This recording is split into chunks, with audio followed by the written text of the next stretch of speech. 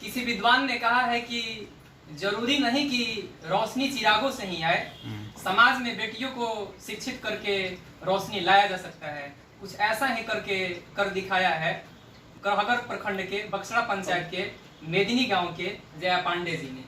हमारे साथ है जया पांडे जी, जिन्होंने परसों निकले बीपीएससी परीक्षा में पूरे राज्य में 1014वां स्थान लाकर जिला, समाज और हम सभी को गौरवान्वित करने का काम किया है। बता दें कि जया पांडे जी एसपी जन कॉलेज में हम लोगों के साथ एनएसएस की एक सक्रिय स्वयं सेविका थी।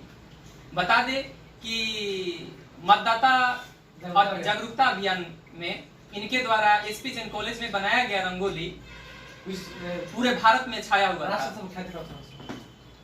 तब खेल मंत्री किरण रिजिजू जी ने उसे रीट्वीट किया था, पीएमओ इंडिया ने भी किया था। आज हम लोग, मैं, मेरे साथ एनएसएस के साथी प्रतीश कुमार बघेल जी, चंदन सोनी जी, जया पांडे जी और खुद माता जी और कैमरामैन अंकित चौबे के साथ हम लोग जुड़े हुए हैं। आज ये जो जया पांडे जी के साथ हम लोग बातचीत करेंगे, उन हजारों लाखों बेटियों को प्रेरित करेगा जो घर पे बैठी है और जिन्हें लगता है कि सिविल सेवा तुम में तो सिर्फ बेटे ही जा सकते हैं। तो चलिए चर्चा की शुरुआत करते हैं जया पांडे जी से। हाँ जया जी, आपको चयनित होकर कैसा लग रहा है? बहुत अच्छा लग रहा है। और आप किसी भी गोल के लिए अगर आगे बढ़ते हो और आप उसे अचीव कर लेते हो तो वो एक सेटिस्फैक्ट्री मोमेंट ज़्यादा होता है। हैप्पीनेस से ज़्यादा आपको एक संतुष्टि मिलती है दैट यस, जो आपने मेहनत की थी वो सफल हुआ है और आप किसी मुकाम पर पहुँचे हो। And I am very happy about that. अच्छा फील हो रहा है डेफिनेटली। आप अपनी सफलता का श्रेय किसे देना चाहेंगे? सबसे पहली बात है कि भगवान का आशीर्वाद किसी भी चीज़ के लिए बहुत ज़रूरी होता है। तो I am a God feeling person and मैं सबसे पहले भगवान का आशीर्वाद समझती हूँ इस चीज़ को, बिकॉज कई डिजर्विंग लोग मेहनत करते हैं और कुछ ज़रूरी नहीं बस पढ़ाई की वजह से, बट कई अदर फैक्टर्स की वजह से भी पीछे रह जाते हैं। बट कहीं ना कहीं अगर मेरी जर्नी कंप्लीट हुई है तो उसमें उनका भी बहुत बड़ा ग्रेस है। एंड इस पूरी जर्नी में सबसे पहले तो मैं अपनी मम्मी को श्रेय देना चाहूँगी, बिकॉज उन्होंने सबसे स्ट्रॉन्ग रोल प्ले किया। ऐसे समाज से हम लोग आते हैं, मिडिल क्लास फैमिली से, जहाँ लड़कियों को बाहर भेजने में भी झिझकते लोग, उसमें भी सिविल सर्विस का प्रिपरेशन करने के लिए अलाउ करना अपने आप में बड़ी बात थी। और उन्होंने और मेरे भाई ने दोनों ने सब सपोर्ट किया। लोग कहते रहे कि दिल्ली भेजना या इतने बड़े परीक्षा में किसी का होता नहीं है, इससे हतोत्साहित कभी नहीं हुआ और मुझे हमेशा मोटिवेट किया लोगों ने कि नहीं हो जाएगा। आज के युवा पीढ़ी को क्या संदेश देना चाहिए? बस यही कि आप हार्ड वर्क में बिलीव करें, और अगर आपका कोई भी गोल है, मतलब पहली बात तो आप पहचानें कि आप करना क्या चाहते हैं अपनी लाइफ में एंड गो विद दैट। हाँ, आप कभी ये ना समझें कि आप कुछ अचीव नहीं कर सकते हैं। Sky is the limit. आपके सिविल सेवा में आने का खुद का सपना था या मम्मी या पापा का सपना था? ये सपना बेसिकली जब मैं छोटी थी तब से मेरे फादर का, जैसे मुझे पता भी नहीं था सिविल सर्विसेज क्या होता है, बट कहीं ना कहीं मेरे पापा काफ़ी अच्छे शिक्षक थे, जाने माने अंग्रेजी के शिक्षक थे और उनकी रुचि थी, वो बीएचयू के भी छात्र रहे थे, तो वहाँ से उन्हें सिविल सर्विसेज का काफ़ी तजुर्बा था। उन्होंने अपने मित्रों को देखा था, अन्य लोगों को देखा था। तो मैं ऐसे पूछती थी मजाक में कि मुझे डॉक्टर बनना है, तो नहीं बेटा IAS बनना है। मैं पूछती थी पापा को क्या होता है, बोलते थे डाला था उन्होंने, बोला था कि नहीं सिविल सर्वेंट बनना है ताकि तुम सोसाइटी में कुछ चेंज ला सको। एंड तब से मतलब वो चीज़ मेरे दिमाग में बैठी थी कि सिविल सर्वेंट जैसा कुछ होता है। जब जैसे जैसे मैं बड़ी होती चली गई, मेरे एक्सपीरियंसेस में मुझे उसको फिल करते चले गए। जैसे कि सिंपल सी चीज़ है, मैं रोड के लिए निकलती थी तो मैं देखती थी कि कचरा यहीं है। एंड फॉर्चुनेटली मैं DM आवास के सामने रहती हूँ, तो मैं हमेशा देखती थी कि जब DM भी निकलते होंगे अपनी गाड़ी से तो पक्का उन्हें ये कचरा नजर आता होगा, तो उन्हें क्यों नहीं दिखता? आम जनता इस सड़क से चल रही है, उसे दिख रहा है, तो आखिर उनको क्यों नहीं दिखता? तो मैं सिस्टम का पार्ट होकर उस चीज़ को समझना चाहती थी। तो बस यही मोटिवेशन रहा था ज्वाइन करना। कहते हैं ना, mother is the first preceptor of child. कुछ ऐसा ही है जया पांडे जी के साथ। हमारे वेदों ने कहा है कि नास्ति मातृ समा छाया, नास्ति मातृ समागति, नास्ति मातृ समाप्ति। सच में माँ के समान कोई छाया नहीं है, माँ के समान कोई प्रिय नहीं है। हमारे साथ जया पांडे जी की माता जी बैठी हुई हैं, जो डीएवी स्कूल आदमापुर में लाइब्रेरियन के पोस्ट पे हैं। हम इनसे ही बात करना चाहेंगे, कैसा लग रहा है आपको बेटी की सफलता को देखकर, सुनकर? मुझे बहुत अच्छा लगा, लेकिन मैं अपने आप को दिखाना नहीं चाहती हूँ, इसलिए मैं इतना ही बोलकर मैम ने simplicity is the ultimate sophistication सुने भैया वही चीज अब हम जया पांडे जी के साथ आगे की चर्चा करेंगे। हम लोग जानना चाहेंगे कि आपकी प्रारंभिक शिक्षा दीक्षा कहाँ से हुई, बचपन कैसे बीता, 10th आपने कहाँ से किया?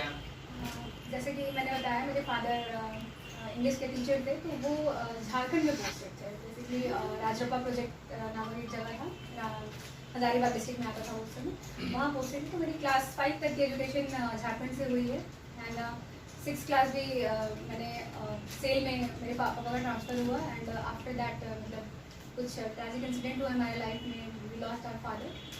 बट उसके बाद सासाराम आना हुआ 2007 से, फिर आगे 12th क्लास तक की पढ़ाई डीएवी सासाराम से हुई है। आफ्टर दैट मैंने संकर कॉलेज से केमिस्ट्री ऑनर्स किया और उसके बाद अभी प्रेजेंटली एसपी जैन कॉलेज से मैं एमएससी की छात्रा हूँ, एमएससी कर रही हूँ केमिस्ट्री में ही। और बाकी अपने गोल के लिए मैं सिविल सर्विस का प्रिपरेशन भी करती थी साथ साथ में। एंड ये वैकेंसी मैंने 2018 वाली भरी थी and this was my first attempt और उसमें मेरा सिलेक्शन हो गया। आपने कहीं कोचिंग ली थी या सेल्फ स्टडी की थी? नहीं, मैंने कोचिंग लिया था। जब मेरा ग्रेजुएशन कंप्लीट हुआ था तो मैं दिल्ली गई थी, बिकॉज मेरा अल्टीमेट गोल यूपीएससी के लिए था एंड सिविल सर्विसेज के माध्यम से स्टेट सर्विसेज या फिर सेंट्रल सर्विसेज, दो सर्विसेज का ही ऑप्शन होता है। तो मैं दोनों को साथ लेके चलना चाहती थी। तो बट मुझे इसमें सफलता जल्दी मिल गई और बीपीएससी में मेरा प्रोसेस कहीं भी रुक नहीं पाया एंड यूपीएससी के भी मैं प्रयासरत हूँ। आगे होप करती हूँ मैं उसमें भी सफल हूँ। बिल्कुल बिल्कुल।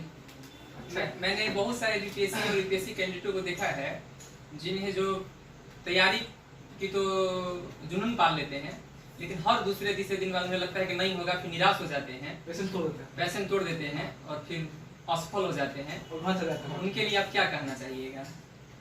देखिए, ये बात तो सच है, ये एक लंबी जर्नी है। It's not 100 metre sprint race नहीं है, ये मैराथन है। और इस मैराथन में आपको धीरे दौड़ना है, तेज दौड़ना है, कभी चल के भी पार करना है, मगर चलते रहना है, रुकना नहीं है। तो आप इस जर्नी में सिलेबस ऑफकोर्स वास्ट है, बट सही लोगों से गाइडेंस लीजिए। खुद को मोटिवेट करने के लिए आप क्यों प्रिपेयर करना चाहते हैं। जैसे मेरा एक मोटिव था, मैं कचरा देखती थी तो मैं सोचती थी कि आखिर डीएम को क्यों नहीं दिखता, डिस्ट्रिक्ट मैजिस्ट्रेट जब इस रास्ते से जाते हैं तो उन्हें क्यों नहीं दिखता।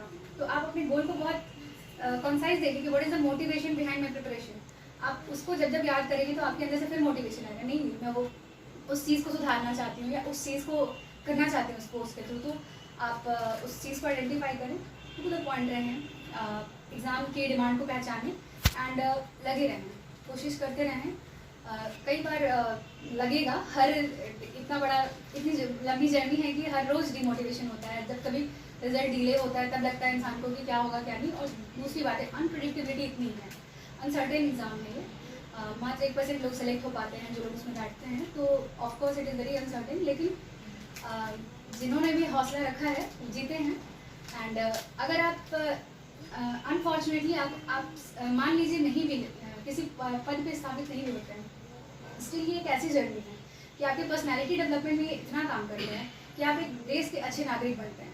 तो मैं तो कहूँगी कि हर यूथ को अपना, अगर इस क्षेत्र में जाने का ड्रीम है तो हर यूथ को इसका प्रिपरेशन करना चाहिए, सीखना चाहिए।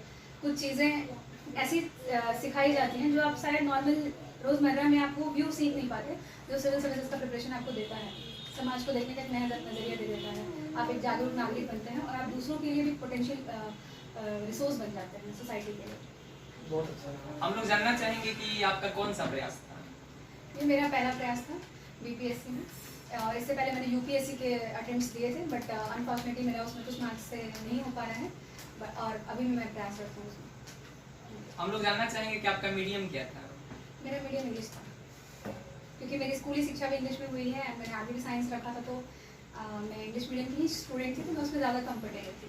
ऐसा देखा गया है कि यूपीएससी और बीपीएससी की परीक्षा में लगातार इंग्लिश मीडियम के ही छात्र बाजी मार रहे हैं, जिससे हिंदी मीडियम के हमारे भाई और बहन निराश और हताश हो जा रहे हैं। उनका डायरेक्टली कहना है कि यूपीएससी और बीपीएससी तो सिर्फ इंग्लिश मीडियम वाले ही निकालते हैं। इसके बारे में आप क्या कहना चाहिए?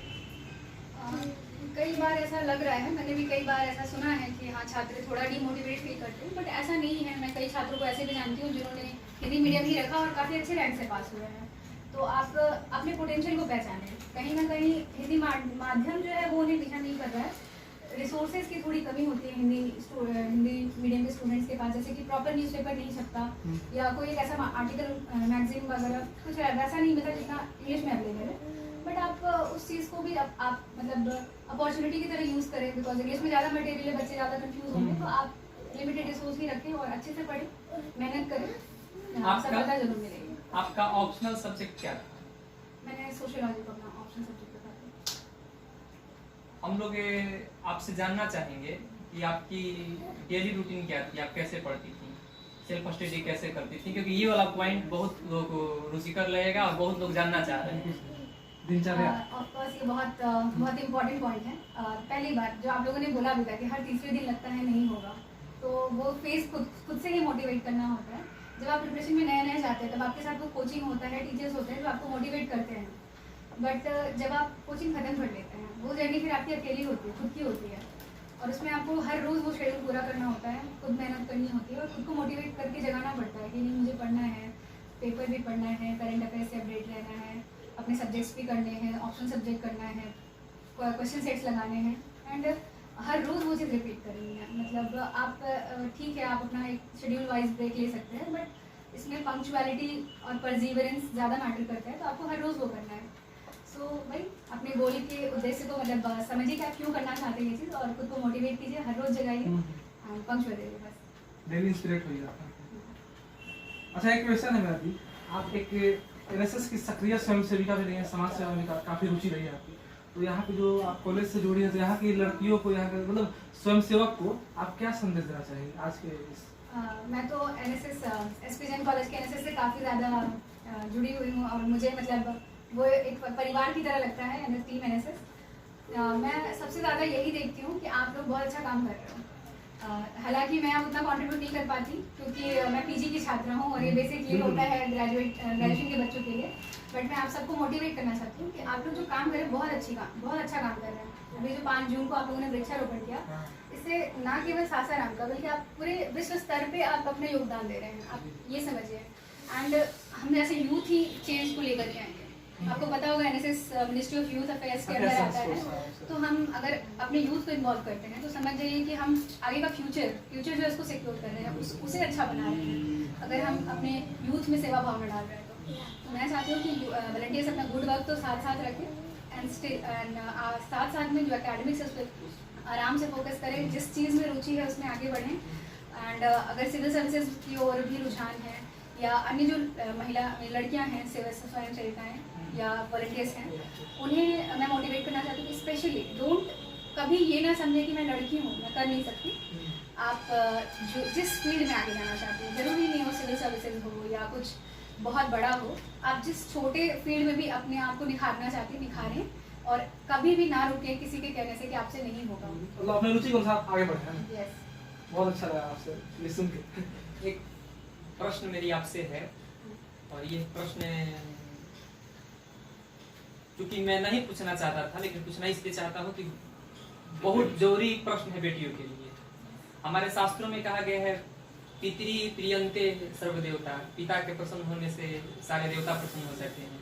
पिता घर के रीढ़ की हड्डी होता है, और जैसा कि आपने भी बताया था, मेरे साथियों ने भी बताया था कि बहुत छोटी जब थी तो पिताजी आपके छोड़ के चले गए थे, उसके बाद कैसे संभाला आपने खुद को और इतने बड़े मुकाम को पाया? सबसे ज़्यादा इम्पोर्टेंट रोल मेरी माँ का रहा है end of course she is a very strong lady. उन्होंने हमारे एजुकेशन को बिल्कुल इफेक्ट नहीं होने दिया, उस बैड सिचुएशन में भी खुद को संभाल के रखा एंड कभी भी वो कमी फील नहीं होने दी कि इफ़ आप कुछ करना चाहते हो तो कभी रोका नहीं, चाहे किसी भी परिस्थिति में है, और हमेशा मोटिवेट किया, हमेशा मेरे पीछे रही कि नहीं जो तुम्हें करना है, जितना पढ़ना है, और उन्होंने मेरे पोटेंशियल को देखा। कई बार होता है कि मैं बेटियों को जब मतलब ऐसे भी थोड़ा बहुत हाउस होल्ड वर्क में लगाई रखती हैं, बट मेरी मम्मी के साथ था कि अगर मैं पढ़ रही हूँ तो तुम पढ़ो, मैं सारा कुछ कर लूँगी। दो she is a working lady, वो घर का भी काम कर लेती थी और वर्क प्रेशर ज़्यादा होता था, उनसे बाहर भी काम करना होता है, तो उनकी जॉब भी है। बट स्टिल मुझे कभी ऐसा फील नहीं हुआ कि उसकी वजह से मेरी पढ़ाई में कोई हिंड्रेंस हो रही है। She has always been a support for me. Chandan ji आप अच्छा, इलेक्टिव के बाद कुछ मैटर करता है अभी इसमें एग्जाम में, यूपीएससी जो होता है कमीशन का, इसमें इलेक्टिव के बाद क्या मैटर, कितना मैटर करता है? इलेक्टिव ऑप्शनल पेपर, ऑप्शनल कुछ पैरामीटर्स हैं जिसको आप ध्यान में रखिए, सिलेबस देखिए, उसके प्रीवियस ईयर क्वेश्चंस को देखिए, जिससे आप ज़्यादा कंफर्टेबल फील करते हैं, जिसमें ज़्यादा आपकी रुचि है उसको चुनिए, डेफिनेटली वो आपके लिए फेवर में काम करेगा। वीडियो लंबा हो जाने के कारण अब हम लोग इसे समाप्त करेंगे। प्रश्न है आपसे कि जैसे जैसे लड़कियों की हमारे समाज में प्रचलन है, उम्र 20 पार करती है तो माता पिता का दबाव होता है कि शादी करो शादी करो शादी करो। तो निश्चित रूप से मुझे लगता है कि ऐसे भी घटनाएं आपके साथ घटित हुई होगी, तो फिर कैसे आपने इसको टेकअप किया था? ऑफ कोर्स ये तो बहुत ही इम्पोर्टेंट मुद्दा है और मैं चाहती भी हूँ कि अपने माध्यम से कुछ बताऊँ कि एक्चुअली सिविल सर्विसेज की प्रिपरेशन 21 के बाद आप अपीयर हो सकते हो, तो ऑब्वियसली थोड़ा प्रिपरेशन लेट स्टार्ट होता है जब ग्रेजुएशन हो चुका होता है। जैसा हमारी सोसाइटी में नॉर्म है कि ग्रेजुएशन कर लिया लड़की ने तो अब लड़का देखते हैं, शादी कर लेते हैं, बेटी सेटल हो जाओ, इस तरह का है। बट मुझे लगता है कि अगर आप सही फील्ड में हैं और आपको अपना पोटेंशियल मालूम है तो आप पढ़ें, घर से फाइट करें थोड़ा। अगर आप फाइट करेंगे वो मानेंगे, अगर आप रिजल्ट देंगे तो वो मान जाएंगे। दूसरा, अभिभावक बिल्कुल भी ऐसा दबाव ना बनाएं, बिकॉज बेटियों को बांधिए मत, उनका पोटेंशियल उन्हें प्रूव करने दीजिए। आप उन्हें मौका ही नहीं देंगे तो आप उनका पोटेंशियल देख नहीं पाएंगे। एंड मुझे लगता है कि 1-2 साल का मौका देने में ऐसा कुछ नहीं चला जाता। इसमें सबसे ज़्यादा मेरे केस में तो मेरे भाई का बहुत बड़ा योगदान था इसमें। He was very supportive. जब भी ऐसा कुछ प्रेशर समाज की ओर से आता था तो वो बोलता था कि नहीं, मुझे उस पर पूरा भरोसा है। एंड जब तक वो अपने पैर पे सेटल नहीं हो जाती, जैसे आज हम देखते हैं लड़कों के लिए सेटल होना बहुत ज़रूरी है एज अ फाइनेंशियल इंडिपेंडेंस, लड़कियों के लिए भी फाइनेंशियल इंडिपेंडेंस इक्वली ज़रूरी है। तो क्योंकि अगर आप एम्पावर्ड हो, असली एम्पावरमेंट फाइनेंशियल एम्पावरमेंट से ही आता है। कल को आप अपने परिवार को भी सपोर्ट करोगे, हस्बैंड को भी अच्छे तरीके से सपोर्ट कर पाओगे। एटलीस्ट अगर आप अच्छी शिक्षा लेकर के आगे बढ़े हो, नॉलेजेबल हो और अपने मन के मुताबिक आपने परफॉर्म किया है। थैंक यू, बहुत बहुत धन्यवाद। अच्छा, तो कि किसी बड़े कवि ने कहा था, करो विश्वास बेटी पर तो विश्वास छू लेगी, करो विश्वास बेटी पर तो विश्वास छू लेगी, जरा सा पंख खोलोगे तो आसमान छू लेगी, जरा सा पंख खोलोगे तो आसमान छू लेगी। कुछ ऐसा ही पंख छुआ है जया पांडे जी ने। और धन्यवाद की पात्र है डीएवी कॉलेज की लाइब्रेरियन, इनकी माताजी इंदु पांडे जी, जिनके रहते ही यह मुकाम पाया। और हम सभी लोग स्वर्गवासी पिता को प्रणाम करते हैं। वो स्वर्ग से आशीर्वाद बरसा रहे होंगे कि आज उनकी बिटिया ने एक ऐसा मुकाम पाया है जिससे समाज में खुश है, जश्न है। और आज हजारों लड़कियां जया पांडे जी से प्रेरणा ले रही है। बहुत बहुत धन्यवाद।